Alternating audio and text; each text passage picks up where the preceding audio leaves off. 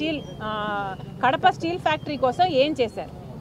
10 సంవత్సరాలుగా ఎన్ని పోరాటాలు చేశారు, ఎన్ని ధర్నాలు చేశారు, ఎన్ని దీక్షలు చేశారు?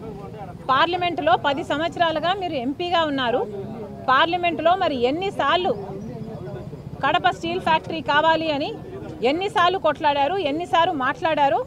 అవినాష్ రెడ్డి గారు సమాధానం చెప్పాలి. ప్రజలు కూడా ఆలోచన చేయాలి. ఇలాంటి వాళ్ళను మళ్ళీ మళ్ళీ ఎన్నుకోవాలా లేదో ప్రజలు ఆలోచన చేయాలి.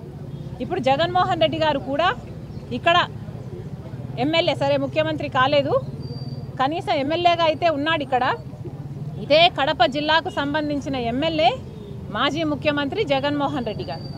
మరి ఇప్పుడు ఆయనైనా కూడా ఏం చేస్తున్నారో ప్రజలకు సమాధానం చెప్పాలి. ఇదే కడప జిల్లా ప్రజలు మీకు ఓట్లేసి గెలిపిస్తే 5 సంవత్సరాలు మీకు అవకాశం ఇస్తే తట్టెడు మట్టి తీసి అవతల పోసింది లేదు, ఫ్యాక్టరీ వచ్చింది లేదు. ఏది రాజశేఖర్ రెడ్డి గారి కళ అయిన కడప స్టీల్ ఫ్యాక్టరీ రత్నాల సీమను చేస్తుంది అని అనేవాడు రాజశేఖర్ రెడ్డి గారు. కడప స్టీల్ ఫ్యాక్టరీ 2 సార్లు టెంకాయలు కొట్టడం తప్పితే జగన్మోహన్ రెడ్డి గారు చేసింది ఏమీ లేదు. తీరా ఓడిపోయాడు. ఓడిపోయినా ఇప్పటికీ కూడా ఎమ్మెల్యేగా ఉన్నాడు జగన్మోహన్ రెడ్డి గారు.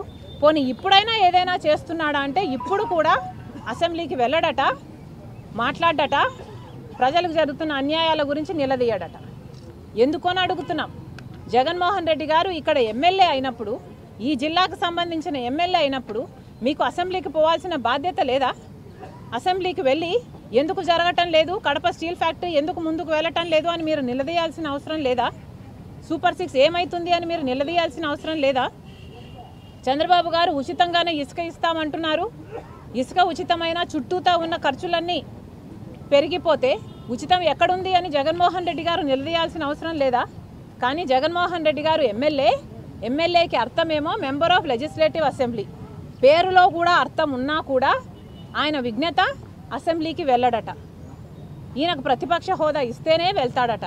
ప్రతిపక్ష హోదాకు కావాల్సిన ఎమ్మెల్యేలు వచ్చారా అంటే, గెలుచుకున్నారా అంటే లేదు, గెలుచుకోవడం చేత కాలేదు. కానీ ఈయనకు మాత్రం ప్రతిపక్ష హోదా కావాలట, లేకపోతే పోడట. చిన్నపిల్లలు చాక్లెట్ ఇస్తేనే స్కూల్కు వెళ్తా అన్నట్టుగా ఉంది ఇక్కడ.